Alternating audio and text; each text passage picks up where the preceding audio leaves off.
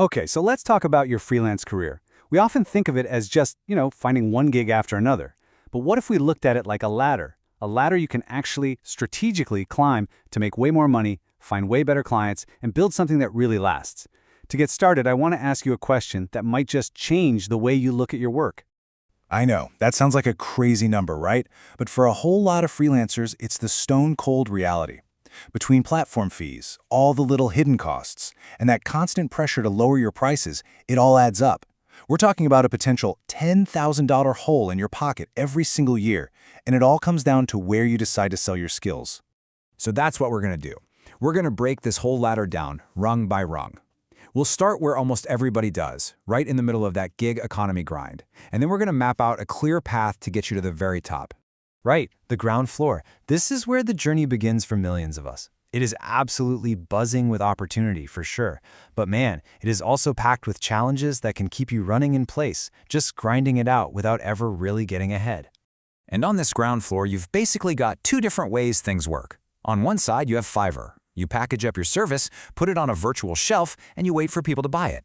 Then on the other side, you've got Upwork. That's where you're the hunter. You're actively going out and bidding on jobs that clients have posted. It's this whole push versus pull thing, and it totally changes the game on each platform. And this really gets to the heart of the problem so many freelancers run into. This quote from a Reddit user just nails that feeling of frustration. When the fees are high and the competition is fierce, it can honestly feel like you're paying for the privilege of working instead of getting paid for the work you do. So let's peel back the curtain a little bit and look at the actual numbers, because it's in the fine print where that $10,000 question really starts to get answered.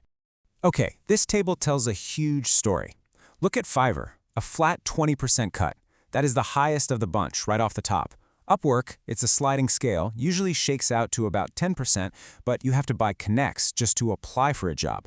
And then you see the real game changers, Jobbers.io and Toptal. They charge freelancers 0%. Zero! So what's the catch? Well, with Jobbers, you have to buy credits to bid. And Toptal requires something completely different. And here's what that actually looks like in your bank account. Let's say you gross 50 grand in a year. On Fiverr, after that 20% fee, you're taking home just under 40,000. Upwork is a bit better, you're closer to 45. But with a zero commission model, you keep basically all of it, just minus the small costs of bidding. Getting your head around that difference, that is your first big step up the ladder.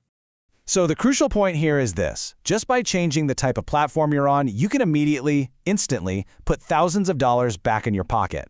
This isn't about working more hours. It's about working smarter with the hours you've got.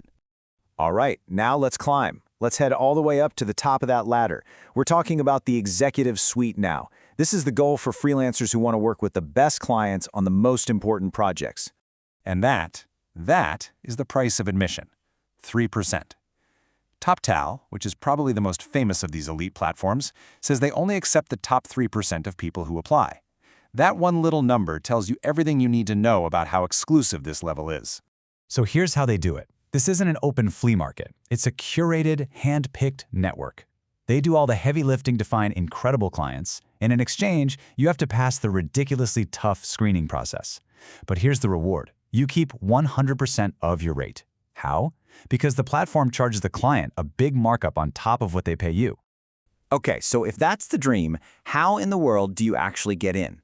This isn't about just making a profile and clicking sign up. This is about passing a job interview that's as tough as anything you'd find at a top tech company.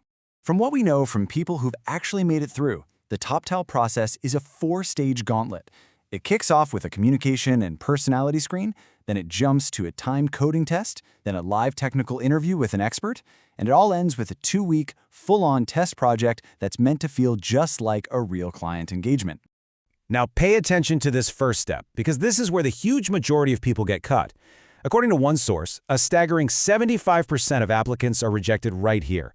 It's not about having a perfect accent, it's about being able to communicate your value, your expertise, clearly and with confidence. If you sound nervous or you can't just casually talk about your past work, you won't even get a chance to show off your technical skills.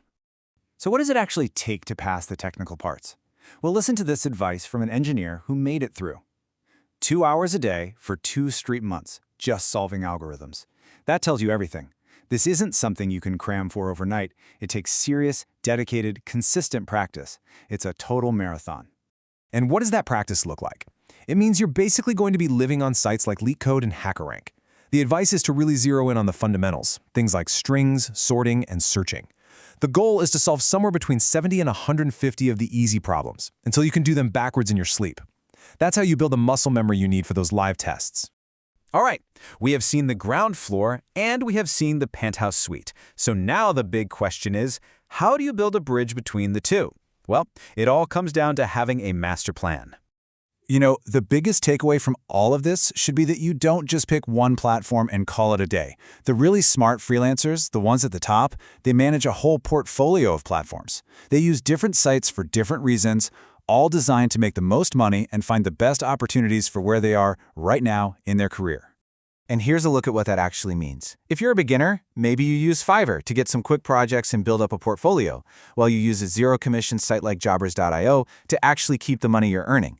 Then, once you're more experienced, you take that great portfolio over to Upwork to land bigger clients, all while you're on the side slowly working on getting into an elite network like Toptal. See? It's about playing both the short game and the long game at the exact same time. So that brings us to the final big question, and this one's for you.